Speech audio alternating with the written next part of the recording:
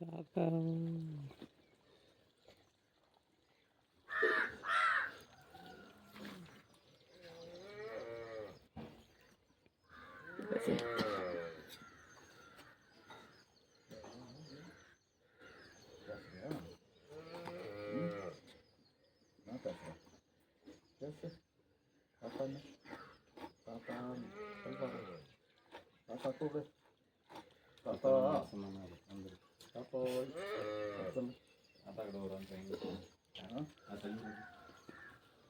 அப்படிதான் சொல்லி கொடுக்கணுமா?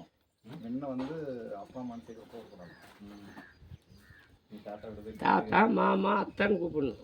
தாத்தா கிட்ட போ. தாத்தா ட்ரைனிங் எடுக்கணும். உள்ள கை ஏய் கையை போடலாம். இப்போ நான் எப்படி பிடிச்சிங்க? அமுத்து ஒரு அமுத்து தண்ணி கையை விடாத அமுத்துற கீழே கீழே அப்படி அமுத்துறா உறிஞ்சி வருது பழம் மாதிரி நெஞ்சு பிடிச்சி கீழே எழுதுறாங்க. அதான் ஒன்றும் பண்ண முடியாது. கொஞ்சம் பேசுகிற அளவுக்கு ஆகிட்டா அவ்வளோதான். அன்றைக்கெல்லாம் உட்கார பண்ணிடுவான். ஏன்னா அவங்ககிட்ட அந்த மாதிரி நல்லா சுற்று போகும். வேற இருக்குது வலிக்கிறது எல்லாம் வரும். அழகு பெரியது அடி போதும். அழுகு இருக்கு வாயில் எடுத்துக்காம அதை எடுக்கல உணர்வு இல்லை போதும். பல்லு அழகு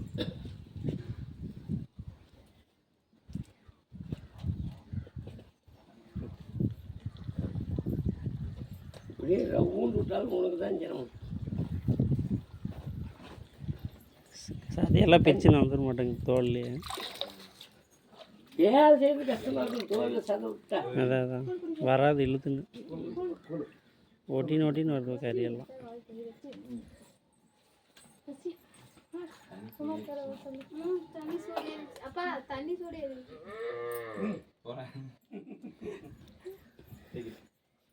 நடச்சு விடுங்க, அவரை விடுங்க. அதெல்லாம் கொஞ்சம் வேலையெல்லாம் உட்காராம செய்யணும். வீட்டுக்கெல்லாம் உடம்பு சரியில்லாது. அதெல்லாம் இப்போ எனக்கெல்லாம் ஒன்றும் ஒரு படம் தண்ணி தோணுன்னா போய் காயிட வந்துடும். ஒரு கையில் தோக்கினாவே வேலை முடிஞ்சிச்சு. அவளை கஷ்டம் ஆகிடுது. தலை சுரத்து வச்சுக்கலாம். அவ்வளோதான் போட்டு பேசினா சரியாக போச்சு. அது அப்பந்தான் வந்து கீழே வெளியே அது அப்படியே திருப்பி நடச்சு வேண்டியதுதான்.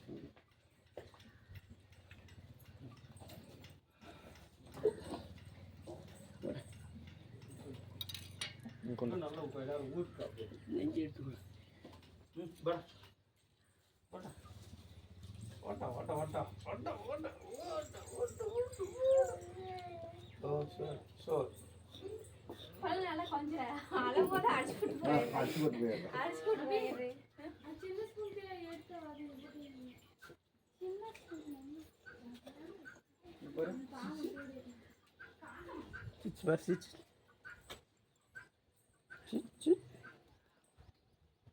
தோல் கறி விட்டாலும் ரிஸ்க்கு தான், வராது.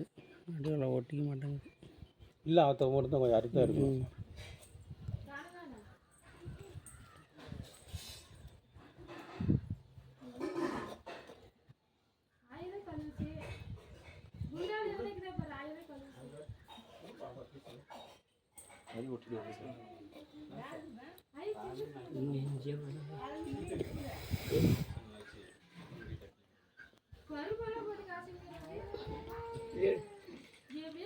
உள்ள கை விடுங்க.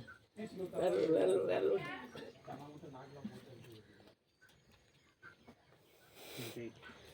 கை விட்டா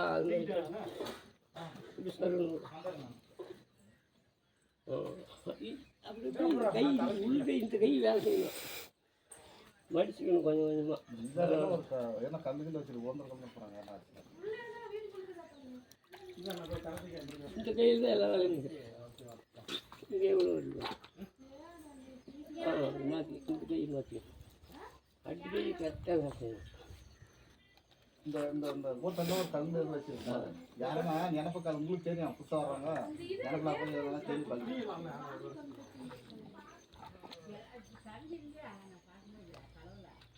கல் காலு தங்கிக்குது.